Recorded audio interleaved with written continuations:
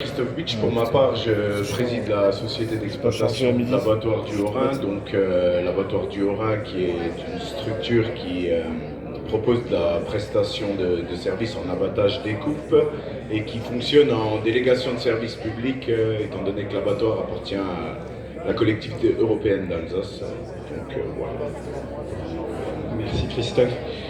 Peut-être juste Monsieur Petit-Jeunet, pour faire le lien aussi un peu avec les interventions précédentes, on était plutôt voilà, sur des regroupements de fournisseurs. Là, vous êtes un peu plus au niveau de l'achat, justement. Est-ce que vous pouvez nous parler un petit peu des spécificités peut-être des groupements d'achat et peut-être des difficultés, des complexités auxquelles vous êtes confrontés? Oui, tout à fait. Alors, nous, on est un groupement de commandes d'établissements publics. Donc, tous les établissements publics doivent respecter leurs obligations en matière d'achat public. J'ai entendu dire, Denis Flur, tout à l'heure, que on pouvait faire à peu près ce qu'on voulait en achat public. Non. Alors, en dessous d'un certain seuil, on est beaucoup plus libre. Il y a beaucoup plus de souplesse. Mais on se doit quand même, lorsqu'il y a une pluralité d'offres, de ne pas contractualiser systématiquement avec le même fournisseur, ça c'est la règle. Et puis au-delà d'un certain seuil, et c'est ce qu'on fait nous, c'est-à-dire qu'on mutualise les achats sur l'intégralité des collèges et lycées pour bénéficier évidemment de ces économies d'échelle, de prix aussi, forcément sur les volumes, ce qui leur permet justement à ces établissements de pouvoir conserver une petite part de gré à gré directement pour travailler avec leurs fournisseurs locaux. Donc nous, on essaye de structurer cette demande. Donc les établissements nous font état de leurs besoins sur un certain nombre de familles et nous réalisons les procédures de passation des marchés publics dans les règles. Donc nous assurons la sécurité juridique de tous les établissements scolaires qui adhèrent au sein du groupement, puisque à travers nous, ils ont cette possibilité justement d'avoir des marchés qui soient bien encadrés juridiquement et puis de leur permettre justement de respecter leurs obligations en matière d'Egalim, puisque l'objectif du groupement de commandes, c'est de proposer à travers notre bordereau de prix unitaire et l'intégralité de nos 26 lots alimentaires et nos familles de services, de permettre à chaque établissement de respecter ses obligations en matière d'Egalim. Pour autant, nous on fait les procédures d'achat, voilà, donc on fait le sourcing, les procédures d'achat, mais ensuite c'est chaque établissement qui va commander auprès des titulaires du marché, avec un engagement évidemment auprès de ces titulaires, puisqu'en adhérant chez nous, ils s'engagent sur des volumes auprès du titulaire qui sera retenu par nous dans le cadre de l'analyse des offres. Et est-ce que vous avez, juste pour se rendre compte, vous n'avez pas de notes, alors peut-être que vous le savez peut-être, est-ce que vous avez un peu des grandes tendances sur ces volumes d'achat? Quelle part est de produits de qualité, produits bio, produits, je ne sais pas si vous recensez le côté proximité? Alors, on recense le côté proximité, mais alors encore une fois, tout dépend de la définition qu'on lui donne. Aujourd'hui, on a une définition qui est donnée par la région Grand Est, on a une autre définition qui est donnée par la CEA, on a parfois d'autres définitions qui nous arrivent, et évidemment, en tant qu'acheteur public, nous, on ne peut pas mettre le critère local en termes de marché, donc on trouve d'autres combinaisons de critères qui orientent un peu justement l'offre, mais néanmoins, on est aux alentours, on va dire, de 15-16% de produits locaux, entre guillemets, à travers des marchés justement qui n'indiquent pas justement produits locaux, mais pour autant on fait très attention à la provenance, c'est-à-dire que dans nos cahiers des charges, dans nos mémoires techniques, on a ce que disait d'ailleurs Thierry Faller tout à l'heure ou d'autres, c'est-à-dire qu'on a une traçabilité et on va valoriser et on va dans la notation la traçabilité du producteur. Donc on sait d'où viennent les produits, on peut les identifier et donc ensuite en fonction de la définition qui est donnée, on va pouvoir avoir des volumes. Merci. Je me tourne vers Christophe pour faire un zoom sur l'abattoir de Cernay. Donc vous êtes un outil au service des producteurs, enfin des éleveurs. Vous l'avez peut-être dit, je m'excuse, mais je ne sais pas combien d'éleveurs ça concerne et quels sont majoritairement, enfin vous le mettez, vous le transformez, vous le mettez sous vide, les débouchés. Donc oui, l'abattoir de Cernay est avant tout un outil au service des éleveurs, de quelques bouchers locaux aussi, ainsi que de particuliers. Voilà, on est ouvert à ces trois types de clients. Aujourd'hui, ça représente un bon millier de clients, dont 70% originaires du Haut-Rhin, une petite part de Bas-Rhin, Vosges, territoire de Belfort, Haute-Saône, Doubs.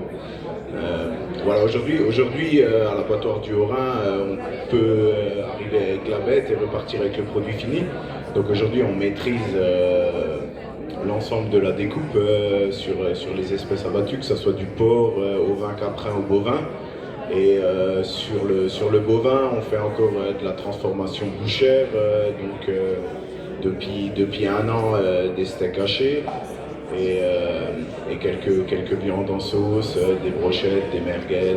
Voilà, aujourd'hui on s'est transformé pour valoriser au mieux. Et ces produits, du coup, c'est à l'éleveur ou au client d'en assurer la commercialisation, ou est-ce que vous avez une part là-dessus, vous? L'abattoir du Haut-Rhin ne commercialise rien, donc c'est 100% une société de prestation. Donc c'est le client qui commercialise ses produits derrière. Et voilà, mais nous on fait le lien entre l'éleveur et son client final, parce que notre client c'est l'éleveur, mais on fait le lien entre l'éleveur et son client final. Et par rapport, alors là, depuis tout à l'heure on parle un peu restauration commerciale, est-ce que en tant qu'abattoir, c'est un marché qui vous intéresse ou avec vos clients, c'est quelque chose que vous regardez d'un œil intéressé? Il y a des discussions qui ont été engagées sur la restauration collective.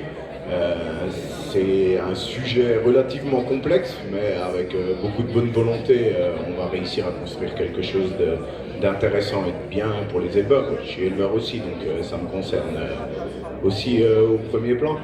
Et aujourd'hui, voilà, le gros défi de la viande par rapport à d'autres productions, que ce soit les légumes, etc., c'est que la viande, il faut trouver un équilibre carcasse, un équilibre matière. Sur un bœuf, il n'y a pas que des côtes de bœuf, il y a des bas morceaux, il y a des meilleurs morceaux, et il faut trouver un équilibre pour valoriser au mieux et distribuer au meilleur prix, tout en assurant une rémunération pour les éleveurs. Et aujourd'hui, c'est là-dessus que ça coince, parce que pendant longtemps, la viande était un peu le parent pauvre de l'élevage. Là, ces dernières années, le prix grimpe.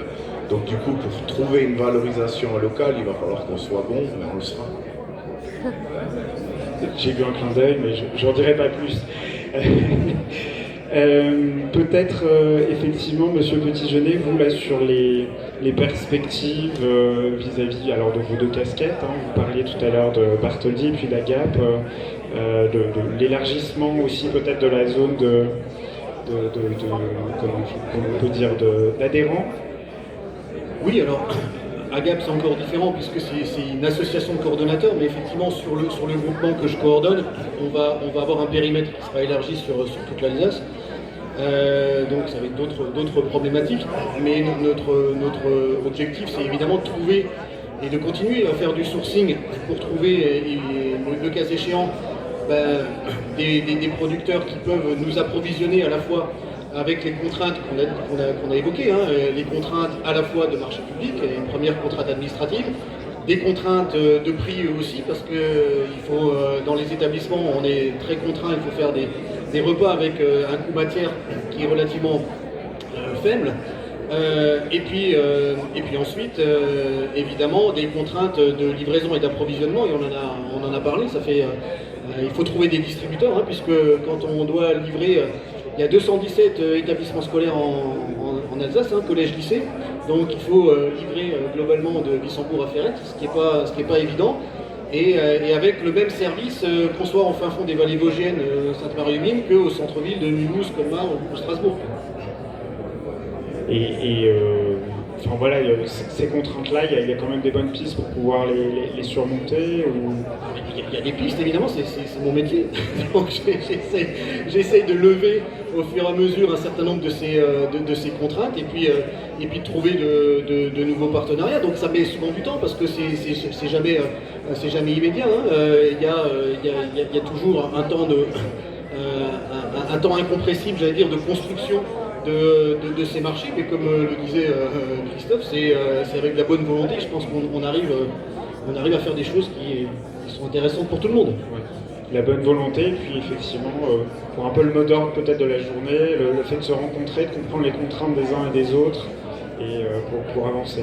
Ah oui, parfaitement. Mais d'ailleurs, le premier contact, ça a été avec le PAT du Sudgo, que je remercie pour l'organisation de cette journée, parce que c'est vraiment utile de mettre en relation justement les producteurs, les distributeurs et les acheteurs, parce que souvent il en manque toujours un des trois dans les réunions. Et ça c'est fondamental, parce que c'est comme ça que voilà, on reprend contact, et puis on personnalise finalement le sourcing, et souvent ça débloque, parfois ça peut débloquer un certain nombre de situations. Merci beaucoup. Est-ce que Christophe voulait avoir le mot de la fin? Non, mais le mot de la fin, pas forcément. On va rendre les choses possibles, ou on va faire ceux qui ne savent pas que c'est impossible, donc on le fera, et puis voilà. C'est un très beau mot de la fin, je trouve, Christophe. Donc effectivement, un grand merci pour votre témoignage qui montrait aussi l'intérêt de comprendre un peu les contraintes d'un côté des marchés publics, de l'autre aussi, vous parliez des bêtes qu'il faut abattre et des matières, des antimatières. Écoutez, vous étiez les derniers de ce marathon. J'espère qu'on n'a pas laissé l'auditoire trop fatigué. Un grand merci pour vos interventions,